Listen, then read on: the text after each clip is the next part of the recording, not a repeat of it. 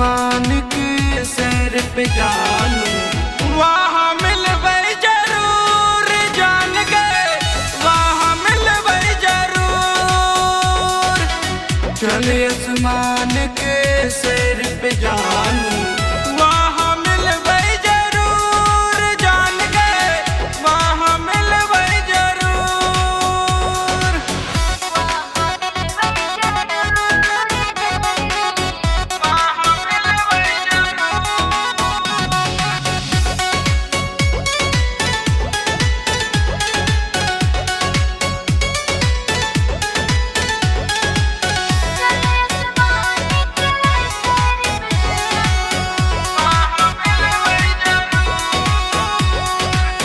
मरे के बाद दोनों हो जइबै अब साथ गे, चांद सितारों के सजतै बारात गे, चांद सितारों के सजतै बारात गे।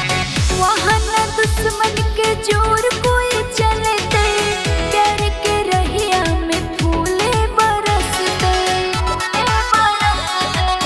चोर न कलिए डाका न दिलिए, प्यार के कलिए कसूर। चल आसमान के सैर पे जानू वहाँ मिलबै जरूर जान गए, वहाँ मिलबै जरूर। चले आसमान के सैर पे जानू वहाँ मिलबै जरूर जान रे, वहाँ मिलबै जरूर। वहाँ मिलबै जरूर जान गए। वहाँ मिलबै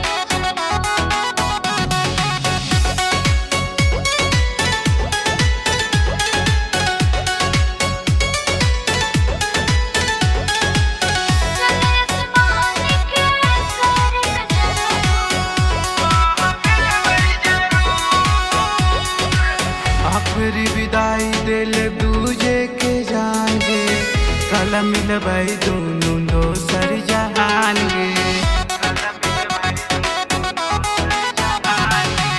हार गेलै प्यार जीत गेलै दुश्मन, सच्ची मोहब्बत के रुक गेलै धड़कन। अर्श रज रूप से जइतौ ओके बड़ी मजबूर।